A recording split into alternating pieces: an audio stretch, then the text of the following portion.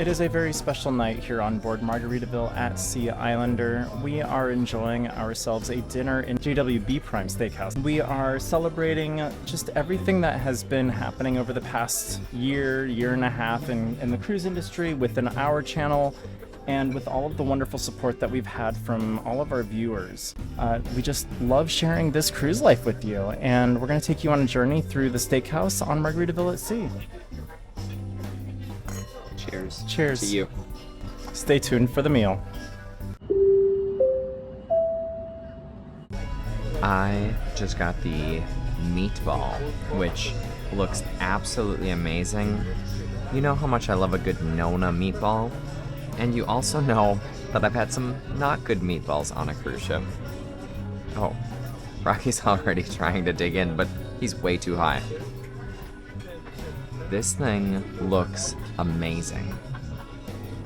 Great aroma. Wow. That flavor profile. I mean, that might be the best meatball I've ever had. The cheese, the marinara, the actual meat itself, I'm gonna give it to Rocky to try as well. It is, I was a little emotional there. I don't know if you picked up on it. It is really good. All right, meatball. I'm excited to check this out.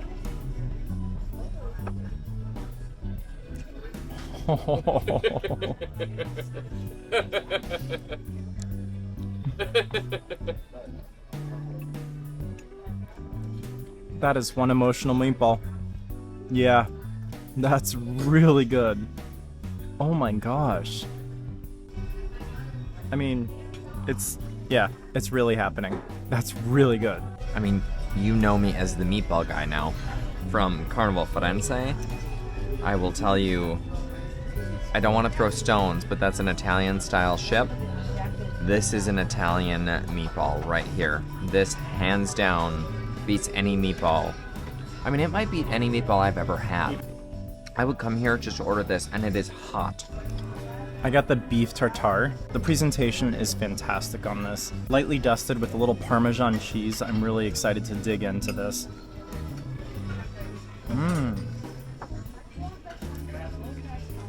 The flavor of it evolves after you take a bite. It starts off with, okay, there's some stuff going on there. And then as you continue to chew it and swallow little pieces of it, it just becomes so much more brighter in flavor. It just opens up. I love a beef tartare.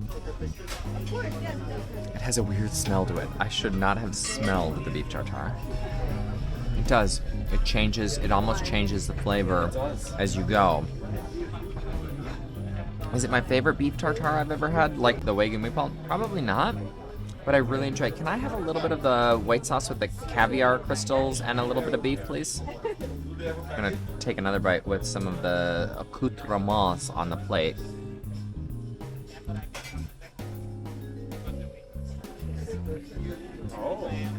What is that? What is that? Okay. Beef tartare just moved up a rank, but not above the meatball. I'm going back to that. I can't wait to try the provoletta, which is the smoked, baked provolone cheese. It's almost like a piece of fish. Different. It's just a big chunk of cheese. How can that be bad? Okay. Why do I get excited about things? That is not my favorite. You saw the char marks on the bottom? You really, really taste the char marks. It's almost like a burnt flavor in the mouth. I don't like that. Compliments of the chef. Oh, I didn't see the char marks. Love cheese. I'm so excited to try this. Let's see how it is. I see what Mark is saying about the charred marks. We have moved on to the soup and salad course. I am starting myself off with a bib and walnut salad. It's a beautiful presentation. It's got lots of garnishes on the top of it, which I'm really excited to try. Mark might enjoy this salad. I know he likes his wedge salad, so it's kind of along those lines. Just kind of a basic cut of it. Let's see how it is. I would say it's very light and refreshing, as you would expect a salad to be. It's got good flavor, a good balance of dressing, which is new to us here, as most of the other salads that we've gotten in the Finn's main dining room have not been dressed enough. It's almost like they poured the dressing on and then put the layer of toppings on top of that. So it's actually quite good. I rather like it. Now I get to try the bib and walnut salad, and I'm excited because I love a well-dressed salad. No tomatoes, please, though. Ooh, he's getting some bacon in there for me. Oh, it almost smells like a Caesar. Oh my gosh. You're right. It's well dressed. It's yeah. It's really good. The bib and walnut salad. Oh my gosh. I kind of wish I would have gotten that. I did get this baked onion soup. Take a look at that picture. Is it not gorgeous? This thing is in a cauldron. It is in a cauldron. They went down to the bottom floor of the hot nightclub to get it for us. I mean, I don't know how to do this because it is hot.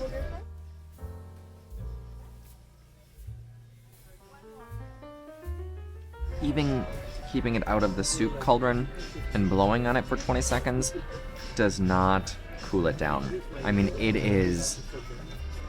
You can see it. You can see the steam. It is hot. It's a baked onion soup. It's very good.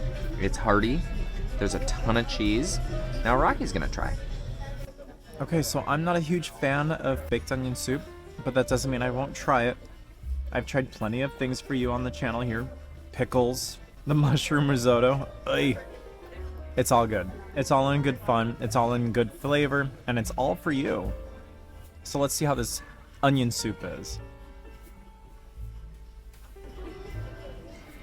I thought I had let it sit out for a while, long enough. It was still scalding hot, but the flavor is actually quite good. I very much enjoyed it. The challenge with the French onion soup is you have to be careful about how salty it comes out. And I don't feel like this one is overly salty. You get some good flavor of the cheese in the background, and the forward you really get that onion and the broth. I think it's quite tasty. Coming up next, we finally get to our entrees. Oh my gosh, so exciting. So full. Right? We've had so much food already. Here we go. It's time for the filet mignon here at JWB Prime Steakhouse. I'm telling you, this has been some of the best food I've had on board this ship. Probably not a huge surprise. I would say it's a little overdone for a medium rare. Not bad. Not bad. I'm gonna try it without the peppercorn sauce. Oh wow. Wow. I'm not even sure that it needs peppercorn sauce. But I've got to try it for you.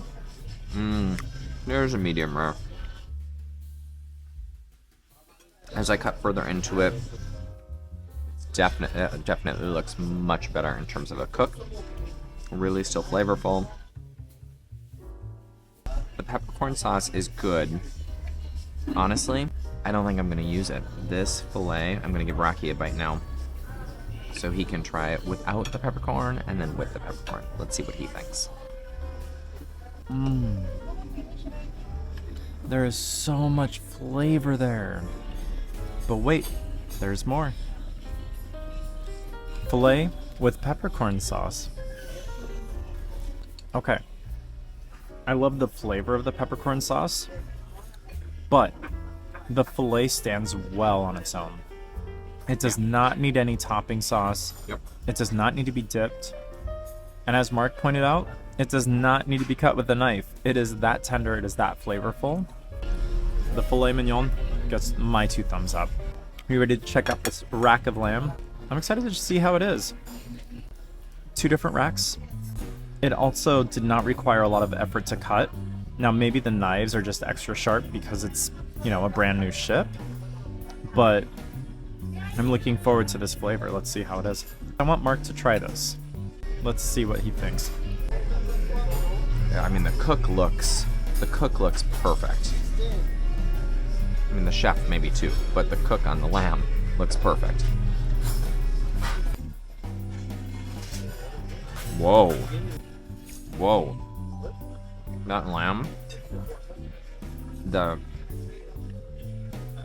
seasoning, the cook, everything about it. I'm gonna let Rocky tell you about it, because I think you know how I feel, but I want Rocky to tell you about it since it's his dish. This lamb. The seasoning. Everything about this lamb is amazing. It's practically fall off the bone. Super tender. Great seasoning. In this case, I'm shocked myself to even say that the rack of lamb beats the filet mignon. I'm sorry. 100% agree. The rack of lamb beats the filet mignon. I never thought I would ever hear Mark say something like that. He never liked touching lamb before I knew him. This is truly a winner. And there's more. We have table side shares that Mark is diving into. I got my mac and cheese, which, as you can see, has some extra cheese. Oh, that's sad. I'm sure it's still going to be really good. Oh.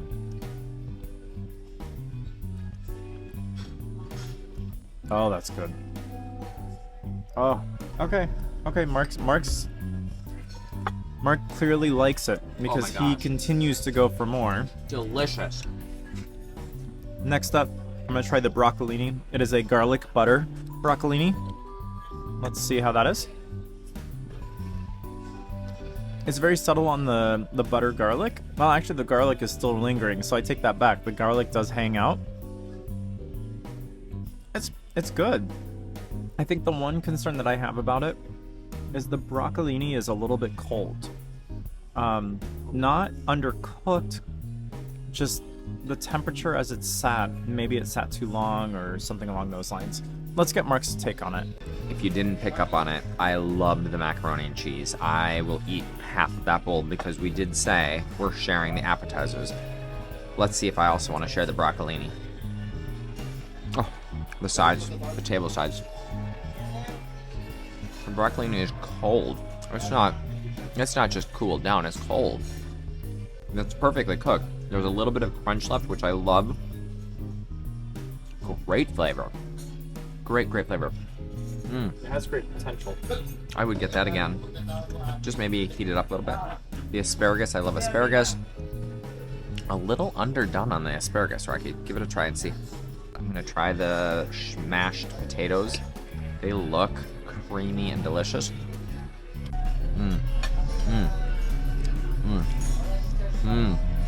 Smashed potatoes, better than asparagus. Absolutely. Or are you gonna he's diving in for some smashed potatoes. I'm trying to identify what that extra flavor is that I'm picking up from these mashed potatoes. No idea. Deliciousness? I mean, yes. Wow. Those are really good. Now, asparagus. It has that bitter flavor that I don't like about asparagus. It's one of the reasons why I usually don't go for asparagus is if it's not flavored and cooked properly, it has a very bitterness flavor to it, and that's the case here. Mark, this asparagus is all yours. I don't want it. I want the mac and cheese. So here's how I would rate the table sides. Macaroni and cheese, number 1. Potatoes, number 2. Broccolini, number 3. Asparagus, a distant 4th. But this filet, still really tasty. This has been a great meal at JWB Steakhouse. They have put a perfect foot forward, in my opinion. I'm gonna finish my entree and then we're on to dessert. We've made it to the final course of the dinner here at JWB Prime Steakhouse. I am cutting into my banana cream pie. That is what I chose off of the menu for this evening. And I was very surprised at how easily my fork went into the crust. I thought the crust was going to be a lot more tough and difficult to get into. Let's see how it tastes. I will spare Mark the taste of this. I know he does not like banana, but that is one of the best banana cream pies I have ever had. The graham cracker crust is really good texture, really good flavor. It's buttery. The cream pie itself is very smooth as well. And the little shavings of chocolate just kind of add a little bit of that chocolatey flavor to it without it being overpowering. You got 2 thumbs up from me. Mark, what did you get? Did you hear that? Best banana cream pie he's ever had, and I don't even get a bite? Root. No, I don't want that big of a bite.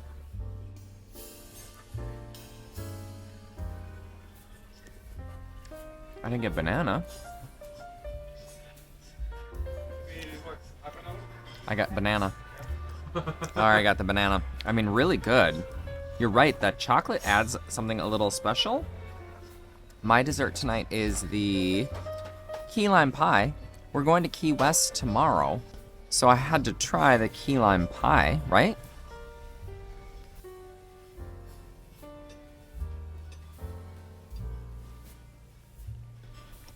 It passes my test.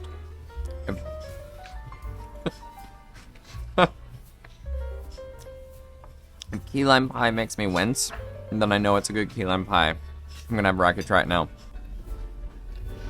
I'm excited and nervous all at the same time. Looks really good.